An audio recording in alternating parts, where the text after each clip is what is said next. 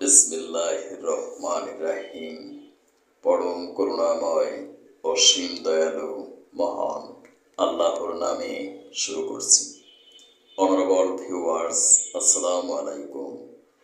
বিশ্বের যে প্রান্ত থেকে অনলাইনে আমার আজকের সংবাদ শিরোনাম অনুষ্ঠানটি দেখছেন, ডিজিটাল বায়োপ্যাথি মেডিকেল কলেজ প্রাইভেট হসপিটালের পক্ষ থেকে ফেসবুকে ক্লিনিক টিভি এবং ইউটিউবে ডক্টর দিলওয়ার্স লাইভ ক্লিনিক টিভি চ্যানেলের সকল দর্শক শ্রোতাদেরকে জানাচ্ছি আন্তরিক অভিনন্দন।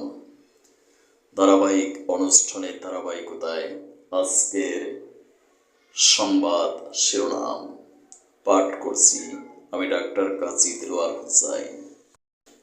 আগের মতো কোনো পাতানো নির্বাচন হবে না বলে মন্তব্য করেছেন প্রধান নির্বাচন কমিশনার এম নাসির উদ্দিন।